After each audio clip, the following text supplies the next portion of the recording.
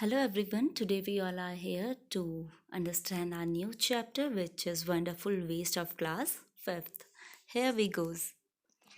Once the Maharaja of Travancore ordered a grand dinner in his palace. एक बार ट्रावनकोर के महाराजा अपने palace में यानी उनके महल में एक बहुत बड़ा ग्रैंड डिनर ऑर्गेनाइज करते हैं। In the afternoon before the dinner the maharaja entered the kitchen to serve the dishes that had been prepared for the fest.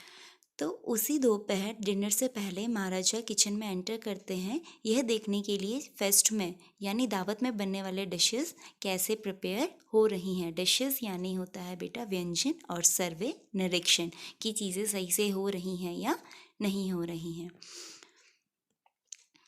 What are you going to do with those vegetable scraps? He asked the cook, pointing to the basket of scrap near the cook. Cook के बगल में रखे हुए basket जिसमें scraps थे उसको point out करते हुए महाराजा कुक से पूछते हैं कि तुम इन वेजिटेबल स्क्रैप्स के साथ क्या करने वाले हो। वेजिटेबल स्क्रैप्स होते हैं सब्जियों के बचे हुए टुकड़े या उनके छिलके।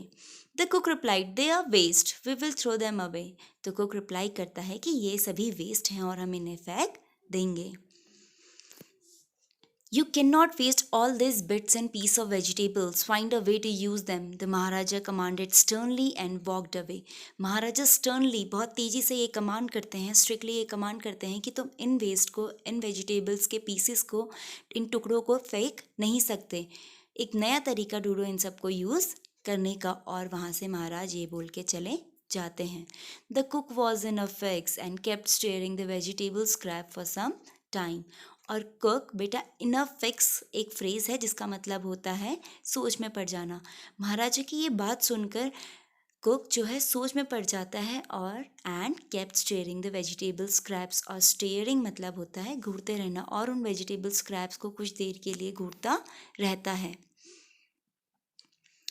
Suddenly an idea flashed across his mind. और तुरंत ही उसके दिमाग में एक आइडिया फ्लैश होता है। He took all the vegetable bits, wash them and clean them well. और वो उन सभी वेजिटेबल बिट्स को, वेजिटेबल के टुकड़ों को लेता है, उन्हें वॉश करता है, उन्हें क्लीन करता है properly. Then he cut them into a long strips. और उसके बाद उन सभी टुकड़ों को वो लंबे लंबे स्ट्रिप्स में कट कर देता है। He put them in a huge pot and place it on the fire to cook. और वो उन सभी लॉन्ग स्ट्रिप्स को एक ह्यूज पॉट, ह्यूज मतलब होता है बेटा बहुत बड़ा, पॉट यानी मटका, एक बहुत बड़े मटके में वो सारे लॉन्ग स्ट्रिप्स के पीसेस को, उसमें वेजिटेबल्स की जो लॉन्ग स्ट्रिप्स होती है वो उन सबको उसके अंदर डाल देता है और चूल्हे के ऊपर, फायर के ऊपर पकने के लिए उसे रख देता है। Next he ground some fresh coconut, green chillies and garlic together. बेटा उसके बाद वो फ्रेश कोकोनट्स को लेता है, फ्रेश ग्रीन चिलीज़ को लेता है, गार्लिक को लेता है। गार्लिक मतलब होता है लहसुन, लहसुन को लेता है और उन सभी को मिक्स करके एक उसका पेस्ट बना लेता है। He added this paste and some salt to the cooking vegetables. और बेटा वो उस पेस्ट को और साथ ही कुछ थोड़े से नमक को उस वेजिटेबल्स में, जो पक रही वेजिटेबल्स हैं उसके अंदर उसको डाल देता है। A tempting smell starts coming to the from the pot. और एक बहुत ही लुभावनी खुशबू उस पॉट के अंदर से आने लगती है। इसका मतलब कि जो खाना है, जो वेजिटेबल्स हैं वो पकने लगे हैं। Now he whipped some curd and added to the kadhi. उसके बाद वो थोड़ी सी कर्ड निकालता है और उसको उस कड़ी में ऐड कर देता है, डाल देता है।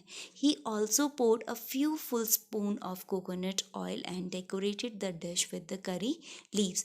और वो बेटा कुछ फुल स्पून, 2-4 जो फुल स्पून कोकोनट ऑयल हैं वो उसमें पोर करता है यानी उसको डाल देता है। और उसके बाद पकने के बाद उस डिश को करी लीव से डेकोरेट कर देता है। Lo and behold the new dish was ready. और लो behold बेटा एक ऐसा फेज है जो सरप्राइज होना दिखाता है कि वाह वो सरप्राइज है, वो खुशी से सरप्राइज है कि उसकी जो नई डिश है वो अब रेडी हो चुकी है। The cook served this new dish to the guest that evening. और कुक यही अपनी नई डिश अपने सभी डिनर में आए हुए सभी गेस्ट्स को उस इवनिंग को सर्व कर देता है। Everyone was eager to know the name of the new dish. और सभी बहुत ज़्यादा उत्सुक होते हैं इस नई डिश को जानने के लिए जो इतनी टेम्पटिंग और इतनी टेस्टी है। The cook thought and thought. और जो कुक है वो सोचता रहता है और सोचता ही रहता है. Then a name came to his mind, और अचानक से एक नाम उसके दिमाग में आता है. ही नेम्ड इट अवेल, और वो उस डिश का नाम अवेल रख देता है. Avail become famous all over the Kerala and is now one of the dishes in the traditional Kerala fest. और बेटा वो उस डिश का नाम अवेल रखता है और वो बहुत ज़्यादा केरला में फ़ेमस हो जाती है. वो इतनी फेमस होती है कि आज भी केरला के हर फेस्ट में, हर दावत में वो एक ट्रेडिशनल डिश के तौर पे बनाई जाती है. And imagine it all came from a basket of waste. और सोचिए कि ये इतनी जो टेस्टी और जो ये ट्रेडिशनल इतनी फेमस डिश है वो कहाँ से आती है. वो एक बास्केट ऑफ वेस्ट से बनती है. तो इसमें कुक का दिमाग है जो उसने सोचा और इतनी अच्छी डिश को बनाया. नाउ अब हम इसके आगे न्यू फेजेस जो हमने इस चैप्टर में वर्ड्स नए सीखे हैं उनके बारे में पढ़ते हैं. इन अ फिक्स, मैंने बताया था बेटा कि सोच में पड़ जाना, situation hard to escape from, ऐसी सिचुएशन जिससे निकलना मुश्किल है, जो थोड़ा सा टफ है.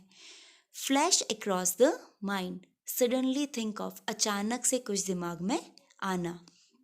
लो बीहोल्ड, देखिए बेटा एक फेज है जिसका मतलब होता है लुक व्हाट अ सरप्राइज, देखो ये क्या इतना सुंदर सरप्राइज है. Traditional feast, a hearty meal for many guest served on a special occasion. Traditional जो पहले से चला आ रहा है, फेस्ट मतलब दावत.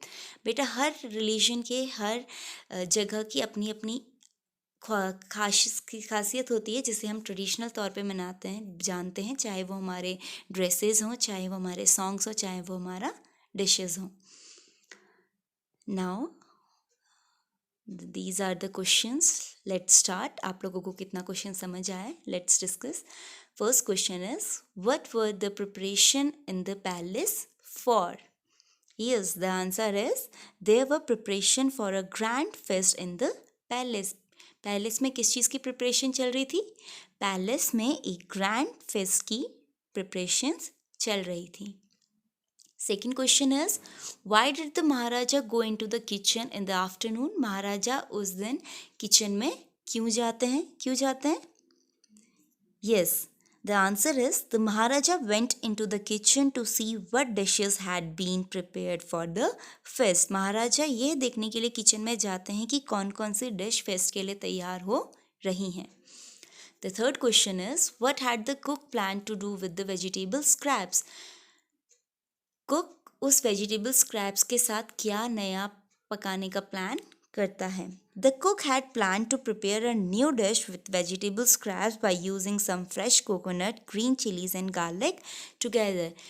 कुक यह प्लान करता है, एक नई डिश प्लान करता है जो उस वेजिटेबल स्क्रैप्स के साथ वह फ्रेश कोकोनट्स, ग्रीन चिलीज और गार्लिक को साथ में मिक्स करके एक नई डिश प्रिपेयर करने का प्लान करता है. Next question is ingredients that the things that are used to make a dish. Circle the ingredients of avail in the box below. बेटा ये सारे वर्ड्स हैं, ये सारे की सारी चीज़ें हैं. इंग्रेडिएंट्स जो खाना, किसी भी खाने में काम आने वाली चीज़ों को इंग्रेडिएंट्स कहा जाता है. तो ये सारे इंग्रेडिएंट्स हैं जिसमें से आपको यह सेलेक्ट करना है कि इन सभी इंग्रेडिएंट्स में से कुक ने कौन कौन सी चीज़ें इस नई डिश को बनाने में यूज़ की थी. The words are chilies, groundnut, wood, vegetable scraps, coconut, roasted peanuts, curd, pot, garlic, broken bangles, basket, curry leaves. Yes, the answers are chilies. Yes, chilies वो यूज़ करता है, vegetable scraps यूज़ करता है, coconut use करता है, curd use करता है, pot use करता है, गार्लिक यूज़ करता है एंड करी लीव्स यूज़ करता है. बेटा पॉट इंग्रेडिएंट नहीं हो सकता, बट यहाँ यूज़ किया है तो हम पॉट को भी एज अ इंग्रेडिएंट लेकर यूज़ करेंगे. Next is states whether the following are true और false.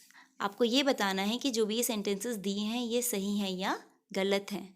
The first one is the king had ordered a dinner in the palace. क्या किंग ने एक डिनर ऑर्डर किया था पैलेस में? Yes, this is true. कि महाराजा ने अपने पैलेस में, अपने राजमहल में एक ग्रैंड डिनर ऑर्गेनाइज कराया था।